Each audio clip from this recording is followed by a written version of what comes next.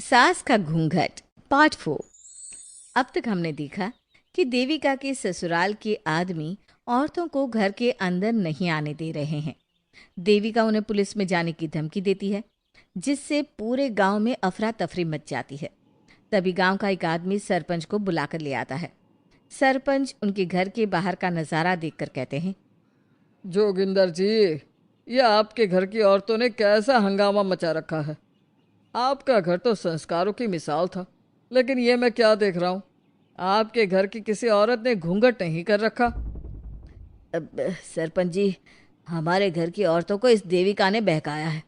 हमने पहले ही इन सबको चेतावनी दी थी कि अगर ये घर से बाहर गई तो हम इन्हें घर में नहीं आने देंगे। अब ये देविका हमें धमकी दे रही है कि पुलिस को बुलाएगी। क्या? पुलिस? इस गांव का बरसों पुराना इतिहास रहा है। इस गांव में कभी पुलिस नहीं आई। गांव के सभी फैसले हमने मिलजुल कर किए हैं। जोगिंदर, तुम्हारे घर का फैसला पंचायत करेगी। सरपंच जी, आपने ठीक कहा। पंचायत दोनों तरफ की बातें सुने और जो भी फैसला पंचायत करेगी वो हमें मंजूर होगा। तो ठीक है, आज दोपहर को सभी गांव की चौपाल पर इकट्ठा होंगे और वहीं तुम्हारे घर का फैसला होगा। सरपंच वहां से चला जाता है। घर के आदमी घर के अंदर जाकर दरवाज़ा बंद कर लेते हैं और घर की औरतें वहीं घर के बाहर पेड़ के नीचे बैठ जाती हैं। तभी विमला कहती है, देविका बहू, तुम्हें भूख लगी होगी ना? नहीं माँ जी, मुझे भूख नहीं लगी, मैं ठीक हूँ। बहू, तेरा बच्चा छोटा है अभी, तुझे भूखा नहीं रहना चाहिए। वीना, सुजाता, जाओ पास में जो पंडित जी का बाग है ना, वहाँ से कुछ फल तोड़ लाओ। वीना और सुजाता पास के बगीचे से खूब सारे फल तोड़ कर ले आती हैं। सभी औरतें फल खाती हैं। तभी देविका कहती है, आप सब घर से बाहर निकली, घूंघट उतार दिया तो इन मर्दों की इज्जत चली गई, लेकिन हम सब घर के बाहर भूखे प्यासे बैठे हैं। इस बात पर इन अहंकारी मर्दों को शर्म क्यों नहीं आ रही? हाँ देविका, तुम ठीक कह रही हो। अगर हम मर भी जाए ना, तब भी इन मर्दों के लिए इनके बनाए गए नियम कानून ही अहम रहेंगे, हम नहीं। सुजाता भाभी, मुझे तो सबसे ज़्यादा सचिन पर गुस्सा आ रहा है। उसने मुझसे लव मैरिज की थी, क्या क्या वादे किए थे कि मेरा साथ कभी नहीं छोड़ेगा, और आज उसने मेरा साथ छोड़ दिया। अपने बच्चे को एक बार भी नहीं देखा उसने। देवी का वो शुरू से ही ना डरपोक रहा है, लेकिन इन सारी बातों को छोड़ो। मुझे तो इस बात की चिंता हो रही है कि पंचायत में न जाने क्या फैसला होगा। पता नहीं वो इंसाफ करेंगे भी या नहीं। वीना दीदी, आपको अभी भी पंचायत से इंसाफ मिलने की उम्मीद है? अगर इस गांव की पंचायत में सच में इंसाफ करने की भावना होती तो सरपंच जी अभी हमें घर के अंदर जाने देते। देखा नहीं कितना जहर उगल कर गए हैं हमारे खिलाफ। तो बहू, अब हम क्या करेंगे? पंचायत तो हमारे खिलाफ ही फैसला सुनाएगी। पहले तो हम अपनी सारी बातें रखेंगे। अगर ये लोग नहीं माने तो आपको वही करना होगा जो मैं कहूँगी। लेकिन एक बात आप याद रखना, किसी भी सूरत में हम झुकेंगे नहीं, क्योंकि हम सही हैं। देविका सभी औरतों को समझा रही थी। तभी वहाँ एक गांव वाला आता है। आप सभी को पंचायत में बुलाया है। उस गांव वाले की बात सुनकर सभी औरतें पंचायत में पहुंचती हैं। वो देखती हैं कि उस पंचायत में सारा गांव इकट्ठा हो गया है। बहुत सारी औरतें लंबे लंबे घूंघट करके वहां आई हुई हैं। तभी पंचायत की कार्यवाही शुरू की गई और घर के आदमियों से पूछा गया कि वो घर की औरतों को घर में क्यों नहीं रखना चाहते। हमारे घर की औरतें ना तो घूंघट उतारती है और ना ही किसी डॉक्टर से इलाज करवाती है, और हमारे मना करने के बाद भी इन सब ने घर से बाहर कदम रखा, हमसे ऊंची आवाज में बात की। हमने इन सबको चेतावनी भी दी, लेकिन इन्होंने हमारी बात नहीं सुनी। अब ये सभी औरतें हमारे घर में नहीं रह सकती। अब औरतें अपना पक्ष रखें। ये कानून की किस किताब में लिखा है कि औरतों को घूंघट करना चाहिए? और अगर मेरे ससुराल की औरतें मुझे डॉक्टर के पास ना लेकर जाती तो ना मेरा बच्चा जिंदा बचता और ना ही मैं। लेकिन दाई अम्मा से हम इलाज करवा रहे थे ना। दाई अम्मा को कुछ समझ में नहीं आ रहा था। देविका का इलाज दाई अम्मा के बस की बात नहीं थी। काफी देर तक दोनों पक्षों में बहस चलती रही।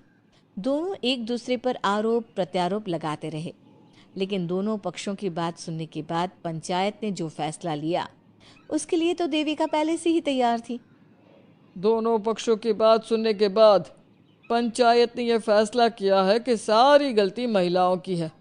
अगर वो अपने अपने पतियों से माफ़ी मांग लेती है और वादा करती है कि भविष्य में कभी ऐसी गलती नहीं दोहराएंगी, तो वो घर के अंदर प्रवेश कर सकती हैं। हमें पंचायत का फैसला मंजूर नहीं है। हमने कोई गलती नहीं की जो हम माफ़ी मांगे। और किस बात का वादा करें हम? हमने देविका की जान बचाई है, तो आप हमसे भविष्य में किसी की जान न बचाने का वादा ले रहे हैं क्या?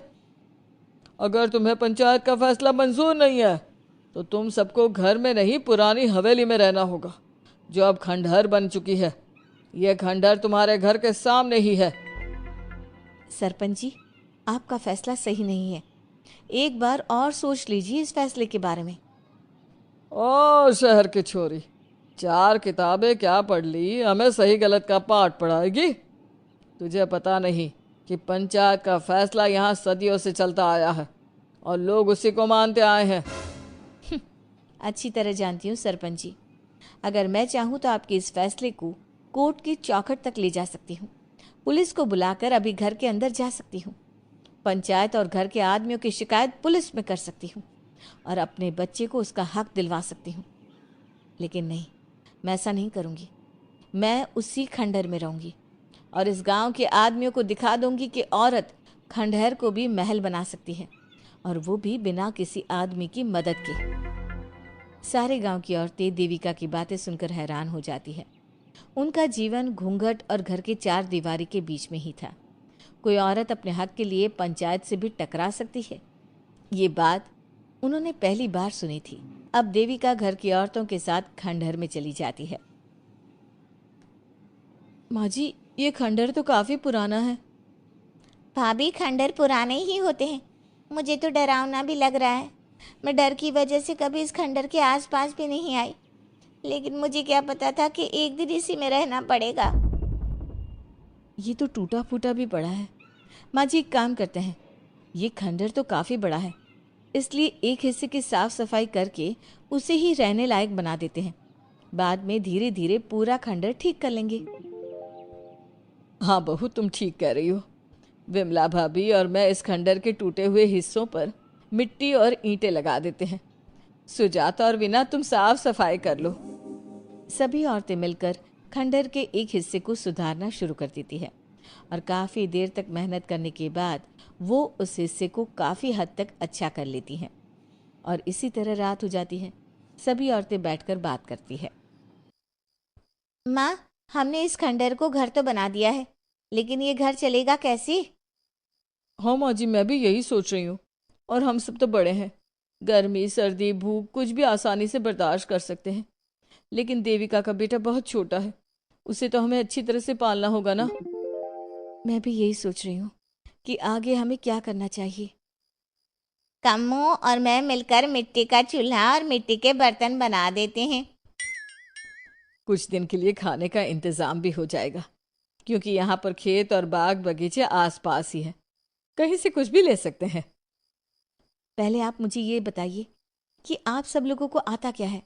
मतलब कोई ऐसा काम जिसका आपको शौक हो, जो आपने बचपन से किया हो। बहू, तेरी दिमाग में चल क्या रहा है? माँ जी, बहुत कुछ चल रहा है। बस अब हमारा सारा ध्यान इस बात पर होना चाहिए कि हम अपने लिए अच्छे से अच्छा क्या काम कर सकते हैं। आप सब हिम्मत से और समझदारी से काम लो, फिर देखना हम इस खंडहर को भी महल बना देंगे। इसके लिए सबसे पहले हमें आत्मनिर्भर बनना होगा।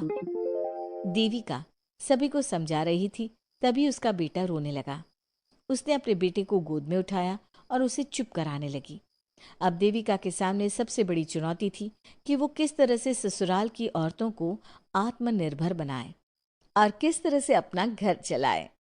हमारे प्यारे दर्शकों, अब आप बताइए, देविका और घर की सभी औरतों ने अपने पतियों से माफी ना मांगकर सही किया या गलत? क्या उनका खंडहर में रहने का फैसला सही था? अब देविका को क्या कदम उठाना चाहिए, हमें कमेंट में जरूर बताना। हमारी कहानी को लाइक, शेयर और चैनल को सब्सक्राइब करना मत